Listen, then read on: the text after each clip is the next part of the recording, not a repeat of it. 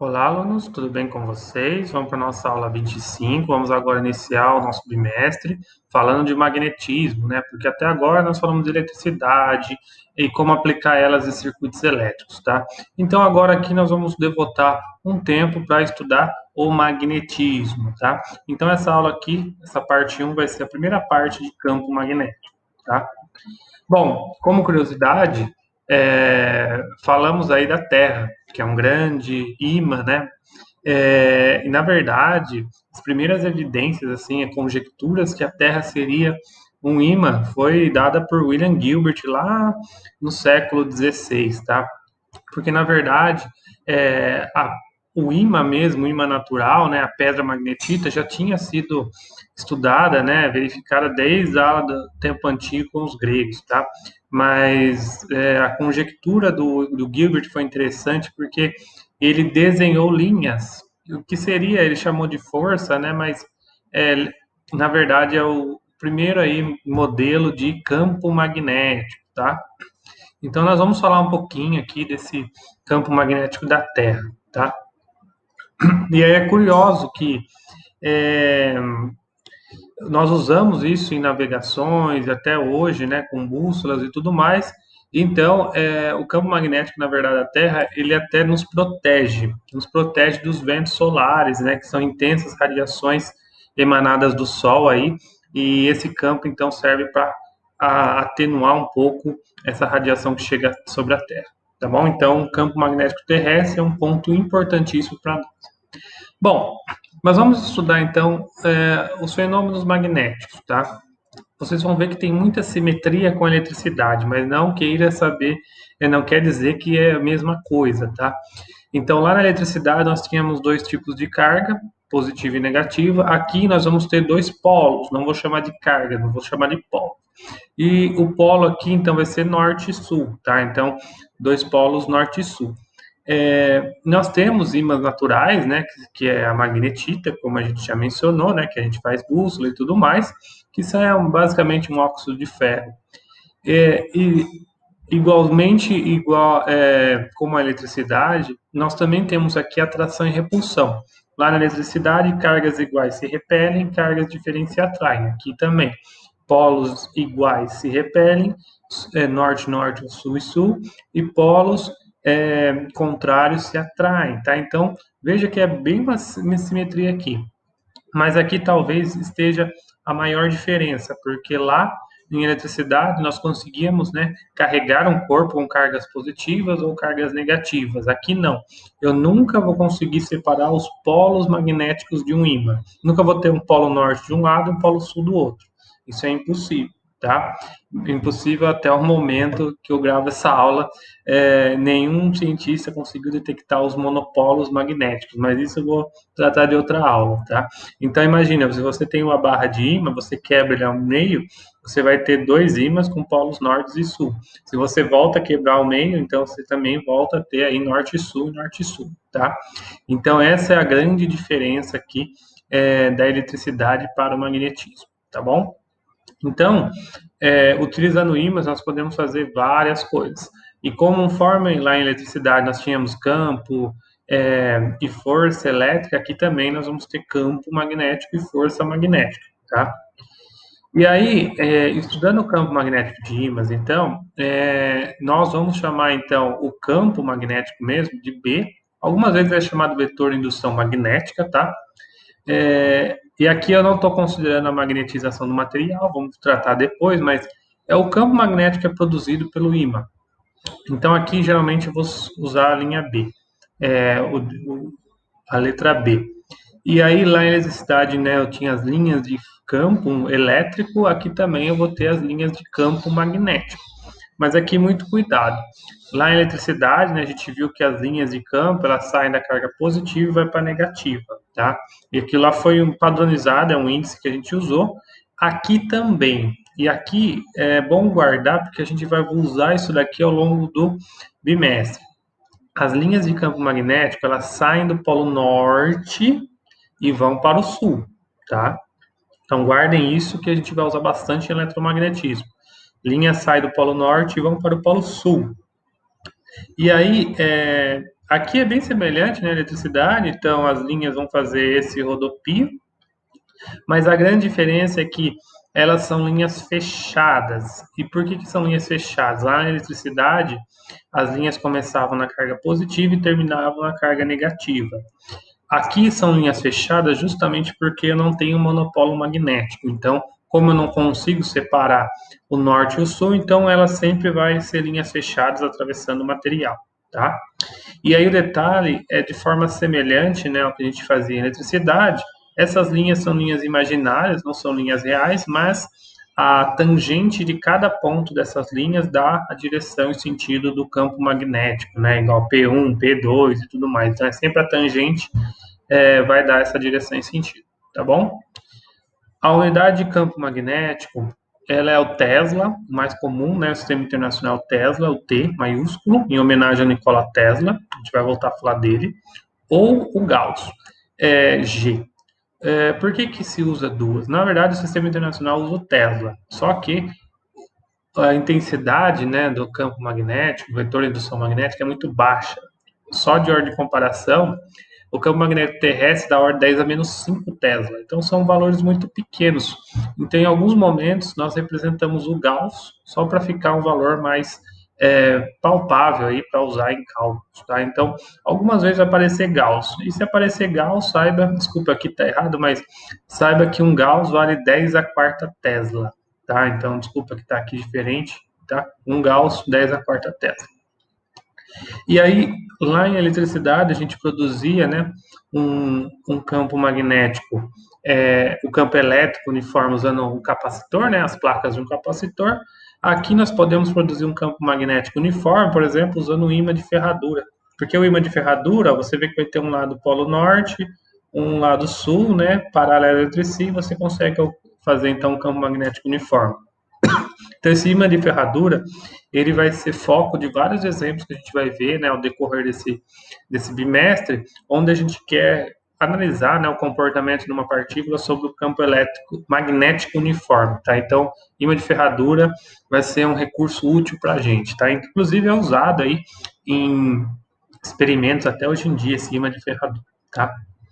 Bom, então, até a época de Gilbert, né, acreditava-se aí que o magnetismo era produzido de forma natural pelos ímãs, tá? E aí, assim, na ciência, as principais revoluções acontecem por acaso. E aí, no início do século XIX, né, esse Marquês Oersted, ele estava pesquisando sobre eletricidade. Ele estava pesquisando sobre a condução elétrica de determinados fios, né, de vários materiais. Então ele estendia um fio ali e analisava como que se dava a condução elétrica, né, a corrente elétrica. Aí a história mostra, né, que por acaso ele tinha uma bússola do lado e ele percebeu que toda vez que ele passava a corrente, a bússola defletia, né, a inclinação da bússola defletia. Ele não soube explicar aquilo lá no momento, mas aquilo lá ficou conhecido, uma dos experimentos mais incríveis da física, né? Aconteceu por acaso, mas ele é importante porque mostra pela primeira vez que um fenômeno elétrico, né, que é a corrente elétrica no fio, estava induzindo, né, ou interagindo com uma bússola, que é um fenômeno magnético, né? Então, você tinha ali uma conexão, ou seja, de alguma forma, a corrente no fio estava produzindo alguma interação magnética que defletia a bússola, porque a bússola só vai defletir na presença de um campo magnético, tá? Então essa foi a primeira evidência aí da eletricidade e o magnetismo como alguma coisa em comum, tá? Bom, aí o que se soube depois é que o campo magnético ele pode ser produzido por um ímã, né, que são os ímãs naturais, ou por correntes elétricas, tá? Essa parte de correntes nós vamos investigar na próxima aula com mais profundidade, mas sabe então que nós temos duas formas de produzir então campo magnético, ou por ímãs naturais ou por corrente, tá? Bom, antes, então, a parte de produção de campo magnético por correntes nós vamos ver na segunda parte dessa aula, tá? Agora eu gostaria de notar um tempo para falar o que produz o magnetismo da matéria, né? Ou seja, de um ímã, por que que ele tem essa propriedade? Na verdade, o fenômeno magnético em si, né, ele já é um fenômeno quântico, tá? Porque a gente só vai conseguir explicar ele utilizando princípios de física quântica.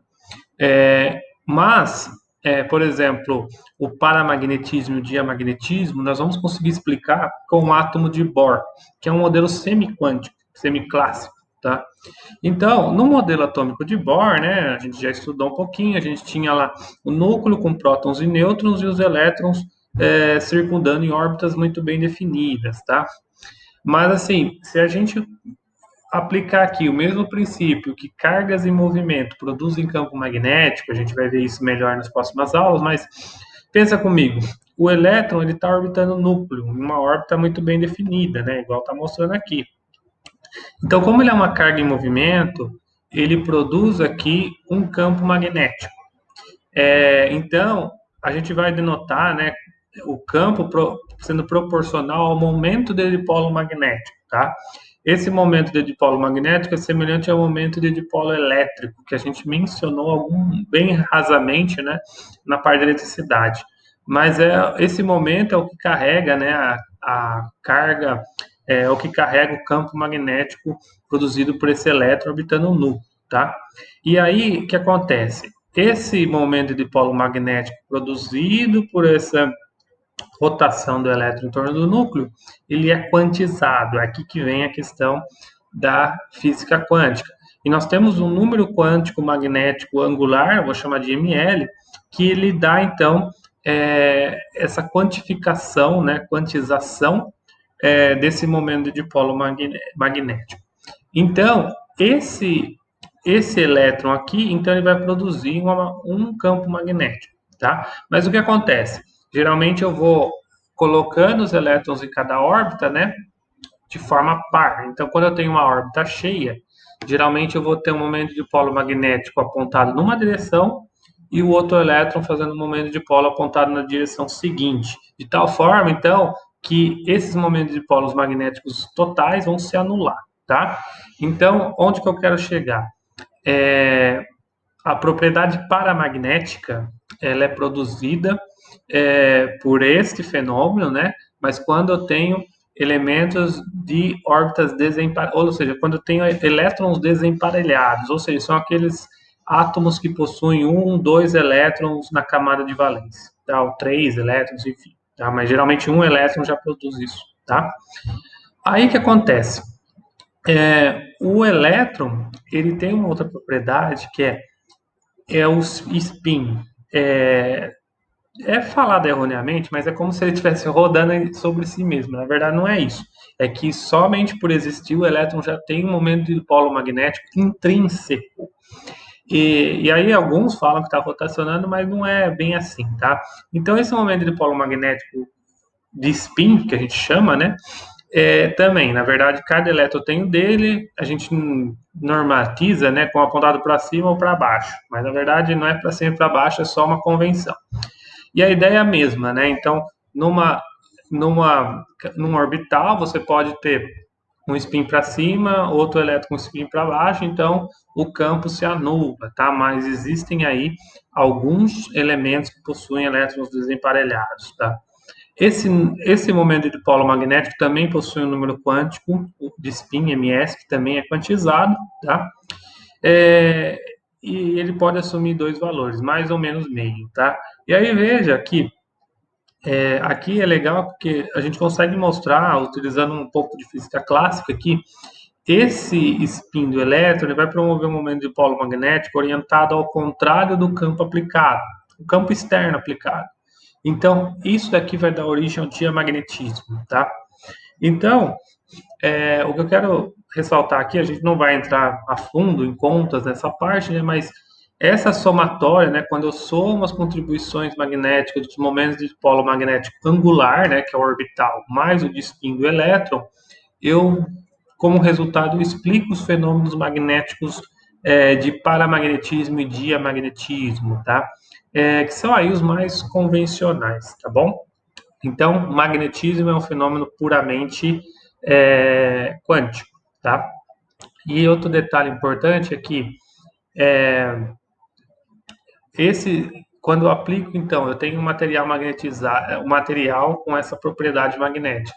Eu aplico um campo externo, eu vou ter o campo total, tá? Que é dado pelo somatório do campo externo mais o campo produzido pela magnetização do material, tá? Algumas vezes esse campo total é indicado como H, tá? Que é uma soma de B mais o M de magnetização, tá?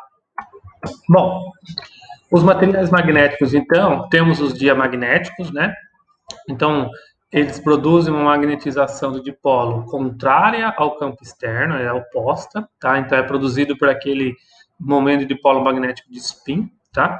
Então, como ele produz uma magnetização contrária, ele não é magnético, tá? Então, esses são aqueles tipos de metais onde eles não se atraem. Você chega com um ímã ali e não atrai esse tipo de material, tá? Então, temos exemplo aí o cobre, bismuto e muitas aí de materiais isolantes, tá? Então, são os diamagnetos. Os paramagnetos provêm, né, daqueles elétrons desemparelhados, né, que estão orbitando o núcleo, tá?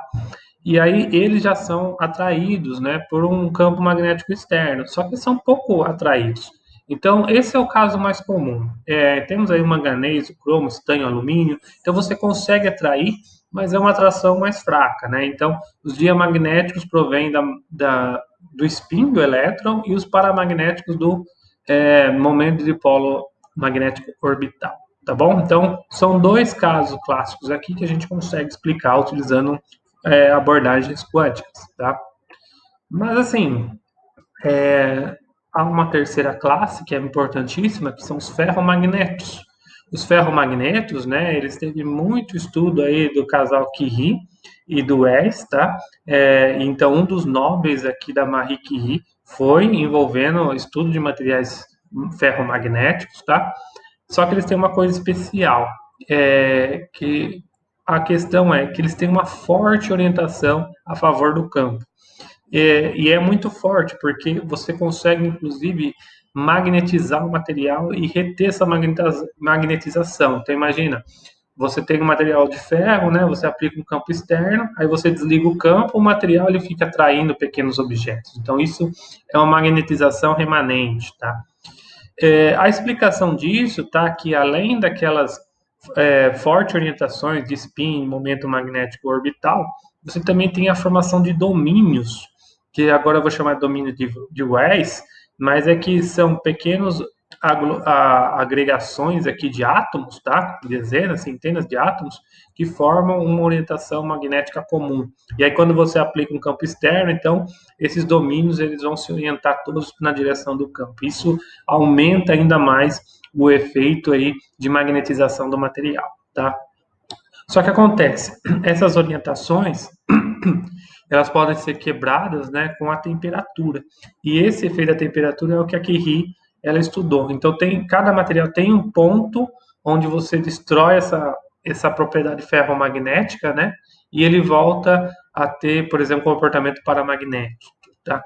Então aqui essa temperatura é chamada de ponto de Curie.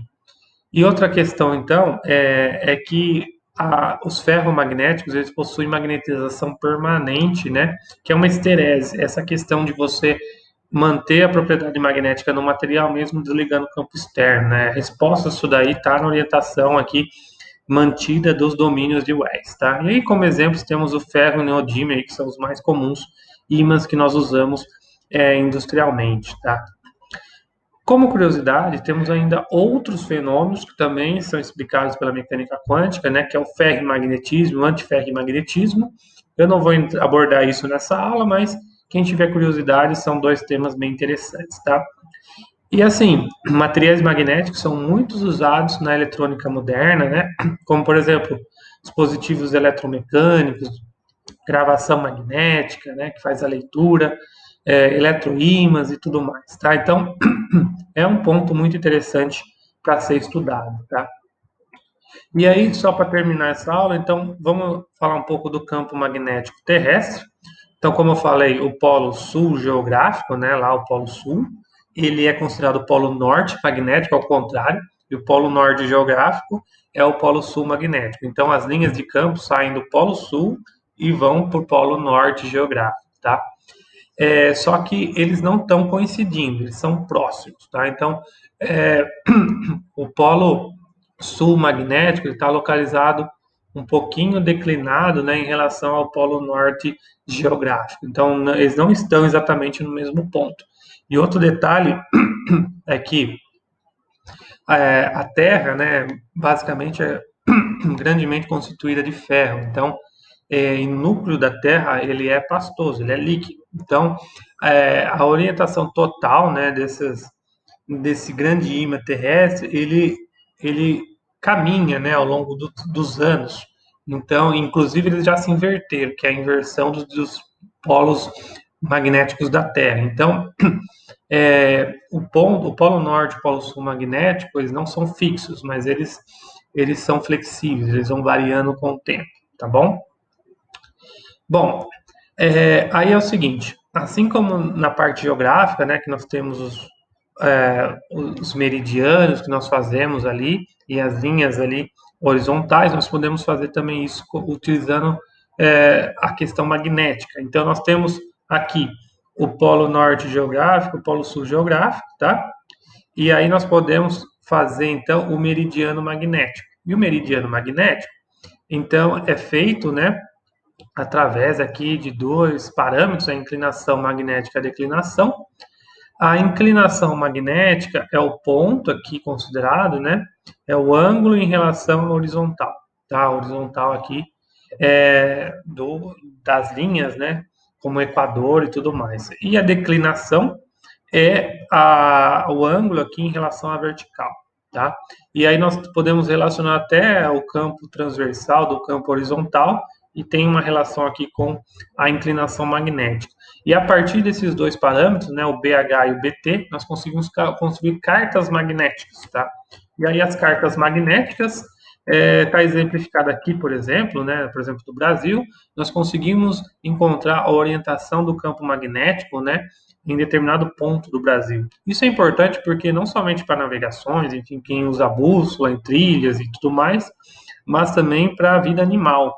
Porque, por exemplo, os passarinhos, eles já foi comprovado que eles conseguem viajar, né, grandes distâncias se orientando pelo campo magnético terrestre, tá?